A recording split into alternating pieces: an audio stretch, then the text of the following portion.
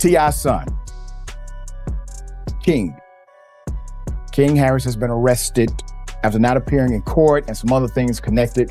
I'm trying to coddle him for. Let the man walk off, have some time to himself, sit down, soak it up, and come up with what he need to do. Yeah, so him being arrested isn't really like the shocker. It's him coming out and his, I guess, reaction to it, right? Because everybody's saying, King, you grew up privileged, bro.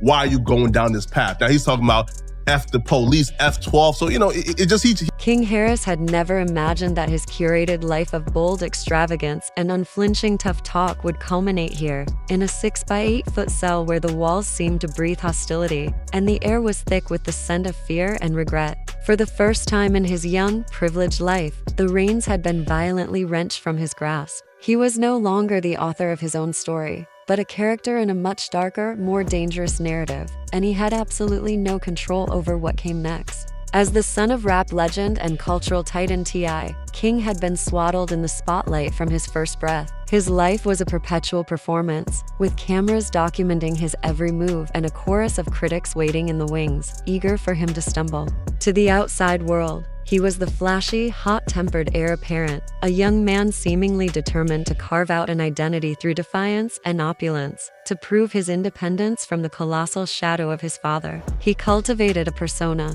of invincibility, a carefully constructed armor of bravado. But the story unfolding behind the cold, impersonal bars of the detention center was far more grim and perilous than anything his social media followers or even his own family could have anticipated. It began, as these stories often do for the children of fame, with a familiar pattern of boundary pushing. King had a well-documented reputation for skirting the edges of the law, public altercations, fiery clashes with authority figures, and a mouth that often wrote checks his status couldn't always cash. The public, and perhaps even King himself, had grown accustomed to a predictable cycle, a flash of headlines, a brief legal scuffle, and ultimately, the protective shield of his father's name and wealth ensuring a slap on the wrist. It was a dance they had all seen before, but this time, the music stopped abruptly. The charges held weight, the evidence was substantial, and the judge, weary of the spectacle and unimpressed by the legacy of a rap icon, was in no mood to play games.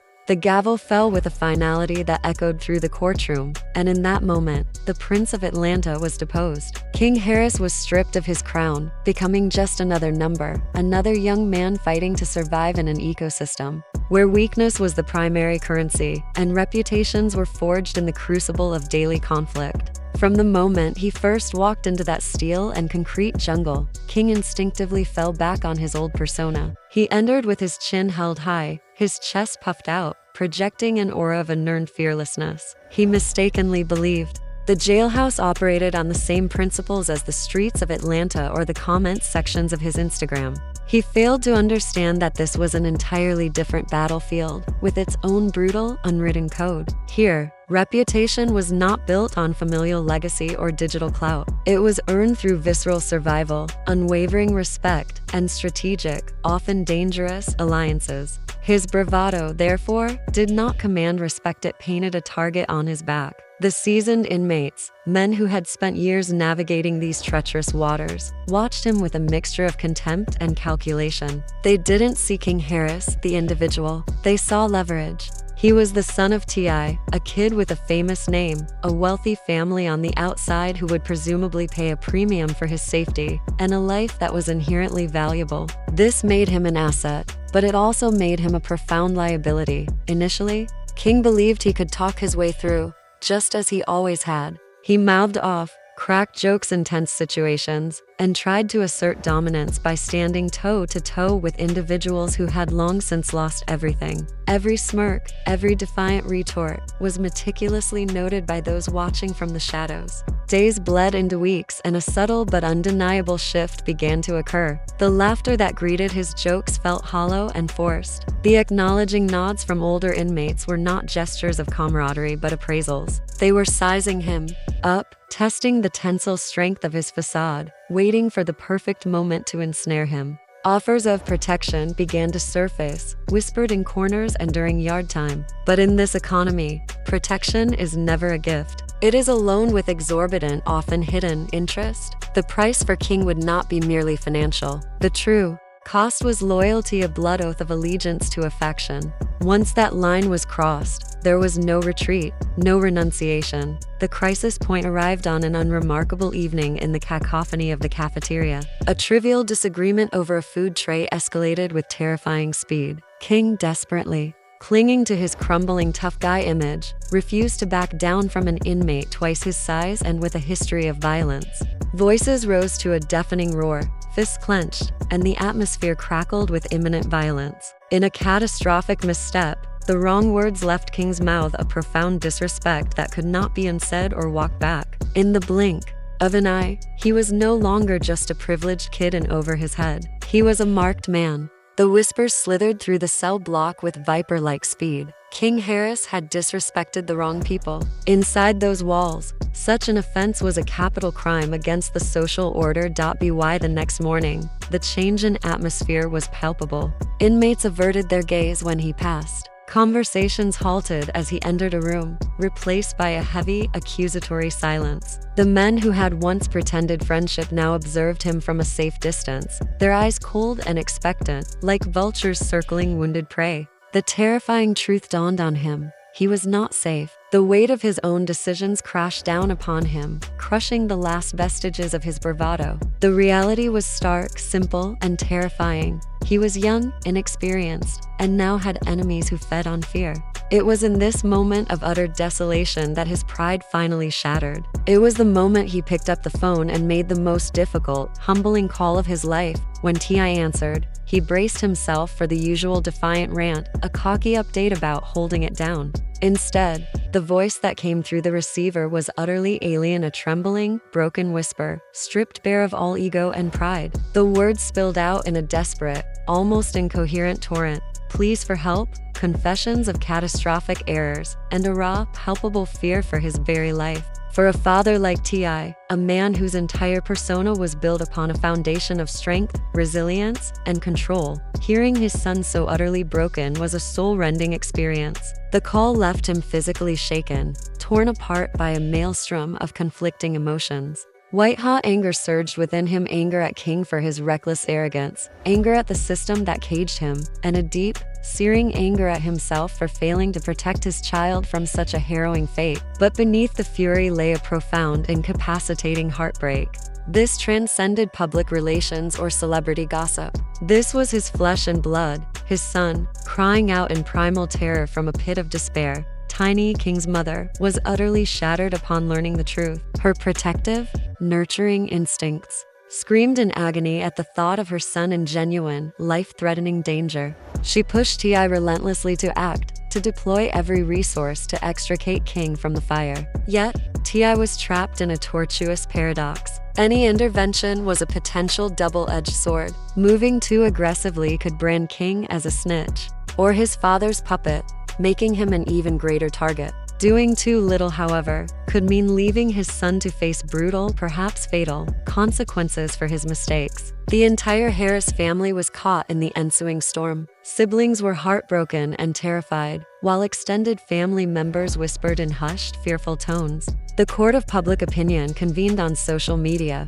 erupting in a frenzy of theories and debates. Some expressed sympathy, arguing that no young man, regardless of his mistakes, deserves to live in fear for his life. Others were brutally vindictive, claiming that the chickens had finally come home to roost, and that this harsh dose of reality was a necessary, if severe, lesson. Behind the scenes, T.I. wrestled with a portfolio of grim options. His wealth, power, and connections were formidable tools, but inside those walls, their influence was diluted and their application fraught with risk. He could attempt to have King moved into protective custody, but that came with the indelible stain of being a rat, a label that could destroy whatever fragile standing he had left. Alternatively, he could call in every favor to secure an early release, but that risked creating an even more complex legal quagmire. Every potential path felt like a gamble with his son's life as the wager. Meanwhile, King continued his downward spiral. The nights became an endless torture. Sleep was impossible, replaced by a state of hyper-vigilant paranoia. Every jingle of keys, every shuffling step in the corridor, every shifting shadow felt like a prelude to an attack. The once loud, proud, young man was reduced to a trembling, desperate soul, clinging to the faint hope that his father, the man he had spent years rebelling against, could perform a miracle. The irony was a bitter pill to swallow. His entire adolescent narrative had been a crusade to prove his independence from T.I., to establish that he was his own man. Yet, in his darkest hour, the only lifeline he had was the father he had so vehemently tried to escape. As news of King's peril leaked, the media frenzy reached a fever pitch. Headlines screamed about the fallen celebrity heir begging for salvation. Talk shows hosted heated debates on parental responsibility and the value of tough love. The public pressure was a suffocating blanket on T.I.'s own torment, ensuring his every non-action was interpreted as indifference. But behind the closed doors of his mansion, he was not a rap legend. He was a father, pacing the floors through the night, the ghost of his son's broken voice echoing in his mind. Wondering how much longer King could possibly hold on, the situation reached its terrifying crescendo when quiet warnings from a few sympathetic inmates reached King's ears. An attack was imminent. He needed to watch his back. This information catapulted him into full-blown panic.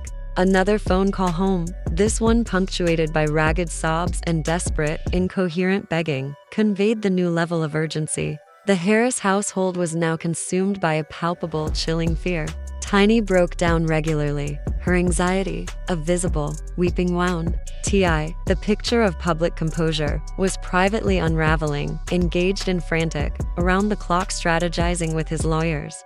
Family meals were silent, funereal affairs, each member isolated in their own private dread, praying for a miracle while simultaneously bracing for the devastating news that seemed inevitable. As the days dragged on, the oppressive uncertainty became its own form of torture. The central, agonizing questions hung in the air, unanswered. Would T.I. unleash the full force of his will to save his son? Or would he make the impossible decision to step back, forcing King to confront the consequences of his own creation? Would King emerge from this ordeal physically unscathed? Or would the psychological scars be too deep to ever truly heal?